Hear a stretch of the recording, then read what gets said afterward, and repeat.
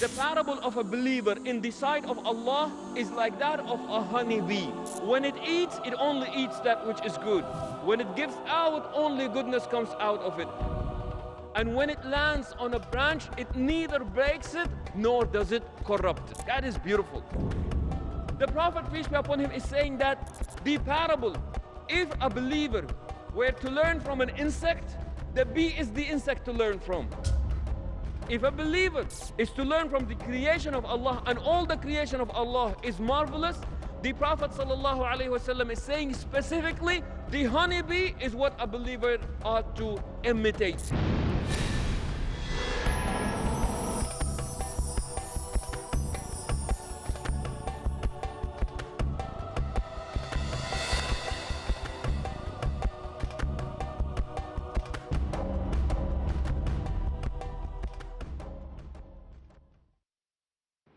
So, brothers and sisters and guests, friends, to introduce you now to our next speaker, I'll give you a little bit of a background on him, Sheikh Yasser Fazaga.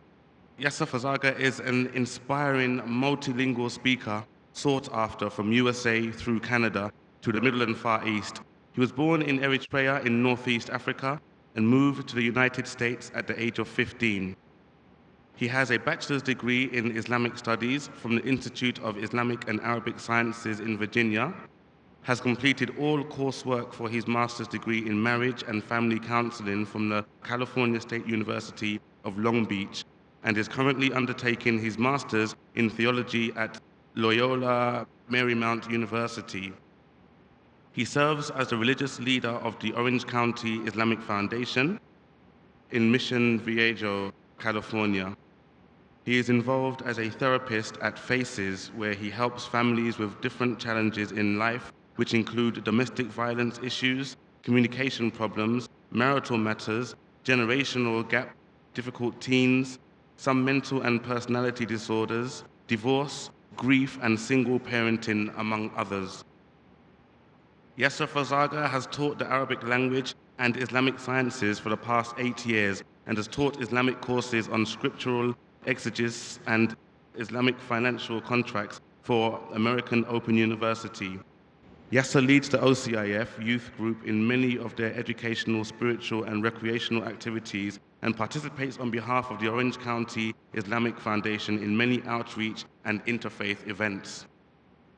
Sheikh Yasser Fazaga has done numerous interviews about Islam on television, news stations, and radio stations around the globe.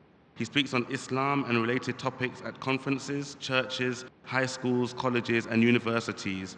He serves on the advisory board of the Islamic Studies program at Claremont Graduate School, is listed on Who is Who among America's teachers, where the best students choose their best teachers, and was recently featured on the Today Show on spirituality in America. He will be co-hosting the weekly Wise Living TV program. Sheikh Yasser Fazaga has this charismatic ability to instantly connect with audiences. Through this lucid wit and profound wisdom, his timely humor, and the warmth that his presence exudes. So, mashallah, please enjoy his next talk, which is going to be entitled To Be or Not to Be, Sheikh Yasser Fazaga.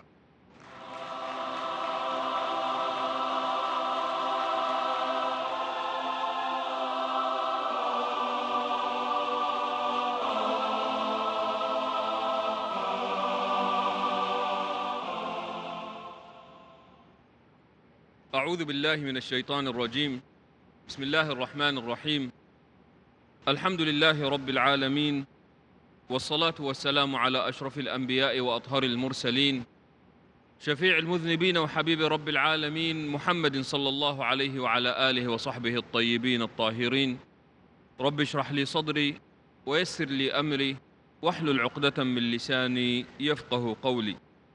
In the name of Allah, the Compassionate, the Most Merciful. All praise is due to Allah, and may His peace and blessings be upon our beloved Prophet Muhammad sallallahu alaihi wasallam. I bear witness that no one is worthy of worship but Allah, and I bear witness that Muhammad sallallahu alaihi wasallam is indeed His final messenger. I begin by greeting my brothers and sisters. Assalamu alaikum wa rahmatullahi wa barakatuhu. May the peace, the blessings, and the mercy of Allah be upon all of you. And this greeting is extended to both my brothers and sisters in Islam and my brothers and sisters who may not be of the Muslim faith, my brothers and sisters in humanity. Jazakumullah khair for being here. Indeed a great honor to be with you. The Quran is a book that invites people to think, especially inviting those who adhere to it to think. And in doing so, the Quran uses different words. It asks us to do tadabbur, to reflect, tafakkur, to think, i'tibar, to learn. And they say that the language of the Quran that has to do with knowledge is the most common theme in the Quran. In fact, the most repeated name of Allah in the Quran is Al-Alim, the all-knowing. So the Quran invites us to think, and anything that prevents us, that can jeopardize our ability to think, the Quran forbids. For example, the Quran says that you may not get intoxicated. Any mood-altering agent is prohibited because it will take away from your ability, be it slightly or completely, it will take away from your ability to think. So the Quran forbids anything that takes away from ability to think, be it partially or completely. The Quran neither accepts nor expects blind faith. In fact, the Quran prohibits and sees the blind following of forefathers as detrimental to our ability to think. And nowadays we are used to the idea of having somebody else do the thinking for us, and somehow we adapt opinions that we have not ourselves examined or analyzed. We adopt them as if they are facts, and that may not necessarily be the case. And television is an example in point, where people watch TV. And remember, TV does not only sell us products. TV does not only give us a false sense of entertainment. Part of what TV does, in fact, a great part of what TV does, is that it also sells us opinions and ideas, even though we may not think that this is what is being given to us. So at any case, the Quran invites us to think. A believer is a thinker. A believer is constantly reflecting and pondering and analyzing. But if you tell somebody to just think, it is too broad and it is too vague of a command. So what the Quran does, the Quran gives you examples. It says, well, here is an example for you. Why don't you think about it? Well, here is an idea for you. Why don't you ponder about it? Here is an issue. Why don't you reflect about it?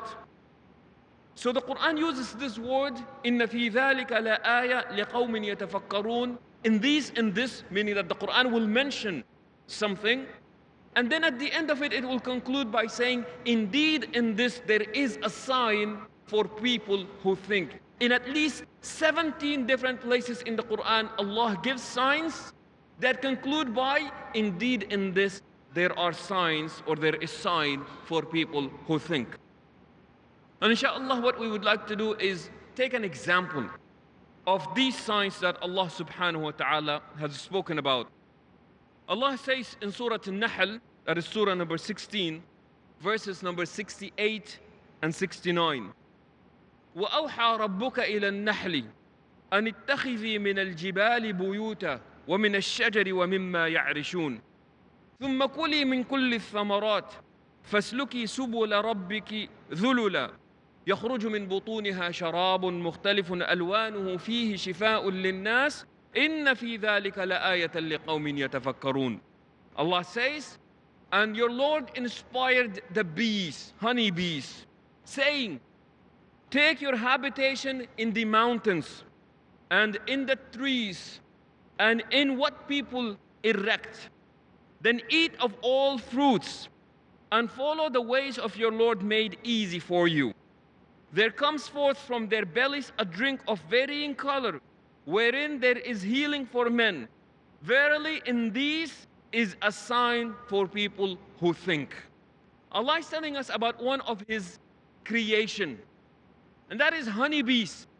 And Allah said about honeybees, gives us some information about them, and the verse concludes by saying, indeed in this, there is sign for people who think.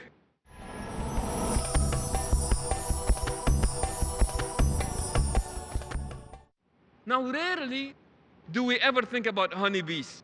Nobody really takes the time to think about honeybees. I mean, when do we see them? How often do we see them? So we really don't. It does not come to our mind. It does not even cross our thoughts. And Allah subhanahu wa ta'ala points to that which is so obvious, it can easily be missed. That's beautiful. Allah points out to that which is most obvious because it can easily be missed. Those of us who wear glasses, sometimes you do this with your glasses and you start looking for it. Even though it is right there on your face, but you're looking for your glasses. It is so obvious, yet it is very easy to miss. Sometimes you'll be holding something in your hand and you'll be looking for it. And you say, where did I put it? And it's in your hand. And you're looking all over the place for it. And somebody will point out and say, it's in your hand. You're holding it in your hand. So Allah points out to these things that are so obvious yet easily missed. So in this part, Allah tells us about the nahl, about the honeybees. And in order to make sense out of this example, out of this sign, out of this ayah that Allah is sending to us, we have to know something about honeybees. So in order for us to be able to reflect more on this, we have to be aware about honeybees and see why is it that Allah subhanahu wa ta'ala has told us to reflect upon them. So some just quick facts about this issue. Honeybees are the only insects that produce food for humans. No other insect other than a honeybee makes food solely that can be consumed by humans. Honeybees are the only insects that do that. Just a single hive of honeybees approximately contains anywhere between 40,000 to 45,000 bees in it. During honey production, a bee's lifespan is about 6 weeks. When they are making the honey, a bee will only live for 6 weeks. And you know what's so beautiful about this? The Prophet ﷺ has actually said that. He referred to the life of the honey bee, saying that it is 40 some odd days. The honeybees in a hive, they visit about 2 million flowers to make 1 pound of honey. They would have to go through 2 million flowers, 2 million flowers in order to produce 1 pound of honey. A bee travels an average of 1,600 round trips, going to the flowers and coming back, in order to produce 1 ounce of honey. And sometimes this trip, in the 1,600 trips, it can be up to 6 miles one way and then coming back. To produce 2 pounds of honey, the bee has to travel the distance equal to 4 times around the earth. That is how much traveling the bee needs to do in order to produce 2 pounds of honey. It will have to go around the earth 4 times in order to produce that much. Their average is about 13 to 15 miles per hour. Bees from the same hive, they can visit up to 225,000 flowers a day. One bee visits an average of 50 to 1,000 to several thousand flowers a day. And then something even more interesting about the beehives or the bees. They say that these bees sometimes may end up visiting the same flowers. But what is beautiful is that they say when a bee visits a flower and takes the nectar out of it, it leaves a mark for the other bees to see that this flower has already been visited. You don't need to waste time on it, move on. So what happens is every single bee that visits every flower will leave a mark for the other bees to see, so that when the other bees come and see that there is a mark on that flower, they need not to waste time on it. The nectar has already been sucked out, so move on to another flower that has not been visited. And we all know some of the amazing facts about the honey that is produced by the bees. Honey contains vitamins, antioxidants, but it is fat-free, cholesterol-free, and it is sodium-free. One antioxidant, pinosembrin, is only found in honey. And honey is the only food that has all the substance necessary to sustain life, including water. And honey has the ability to absorb moisture. And that is why they use it as a form of medication for any wounds in the skin. People put honey on it, and that expedites the healing and it protects. And we know all the things that have been said about how beautiful and how amazingly useful honey is. But that is really cannot be just the focus of our talk. The Prophet ﷺ uses this example about the honeybees, and he points out to something that is so beautiful. He said, وَالَّذِي نَفْسُ مُحَمَّدٍ بِيَدِهِ إِنَّ مَثَلَ الْمُؤْمِنِ عِنْدَ اللَّهِ كَمَثَلِ النَّحْلَةِ إِذَا أَكَلَتْ طَيِّبًا وَإِذَا وَضَعَتْ طَيِّبًا وَإِنْ وَقَعَتْ عَلَى عُودٍ لَمْ تَكْسِرْهُ وَلَمْ تُفْسِدْ. He said that by the one who holds the life of Muhammad sallallahu alaihi wasallam in his hand, the Prophet, peace be upon him, is swearing by Allah. He said, indeed, the parable of a believer in the sight of Allah is like that of a honeybee. When it eats, it only eats that which is good. When it gives out, only goodness comes out of it. And when it lands on a branch, it neither breaks it nor does it corrupt it. That is beautiful. The Prophet, peace be upon him, is saying that the parable, if a believer were to learn from an insect, the bee is the insect to learn from. If a believer is to learn from the creation of Allah, and all the creation of Allah is marvelous, the Prophet ﷺ is saying specifically, the honeybee is what a believer ought to imitate. What is it about it? The Prophet, peace be upon him, gives some of the characteristics of a honeybee. He said a honeybee only eats that which is good. Imagine, honeybees, they can visit up to 2,000 flowers a day. This is where you will find them. Rarely do we ever find honeybees by the garbage can. You don't find honeybees there. You find flies, you find roaches, but a honeybee is not to be found in that place. That is not a healthy place for it to be. Its nature forbids it from being in these places. So here is Muhammad sallallahu alaihi wasallam is saying that a believer is like a honeybee. When it looks for food, when it looks for places to reside, where do you look for? Where do you go? He said, like the honeybee, you're constantly surrounding yourself with flowers. And that is beautiful. That's a beautiful simile. He said that if you ought to imitate where this bee likes to be. It likes to be in these places, around flowers. You want to find a honeybee? Go to the garden. You want to find a honeybee? Take a picnic and visit some place with lots of flowers. That is where they're going to be found. So he said that when it eats, when it consumes, it only consumes that which is good. And then when it gives out, only good comes out of it. And the similar here to a believer is that when a believer opens his mouth, only good comes out of the mouth of the believer. Only good goes in and only good comes out. But in order to do so, you will have to surround yourself like the honeybee with a lot of goodness. 200,000 flowers a day. Can you imagine what that honeybee would be smelling like? And just visited this flower, and then it went to the tulip, and then it went to the roses, and then it came back to the jasmine, and then it visited this one and that one, and this is where it spends its day. And then it comes back, and what does it give out? What was the result of the end of the day? It's giving out honey. That is beautiful. And Allah subhanahu wa ta'ala describes this. And He said that, يَخْرُجُ مِن بُطُونِهَا. He said that out of its bellies comes out this drink, sharab. It comes out this drink that is مُخْتَلِفٌ أَلْوَانُهُ. Variations in colors. And the variations in colors, they depend on which flowers did the honeybee visit most. And that is going to determine the color of the honey that comes out. And then Allah said, it's not just that, but also in it there is healing for people. There is in it healing for men. So only good is going in and only good is coming out. And a believer ought to imitate the honeybee in this process. That is why what we say is very important.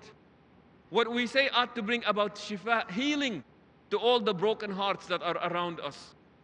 It has to be a process of mending to all the crushed spirits that surround us. It can only be words that empower, words that encourage, words that uplift.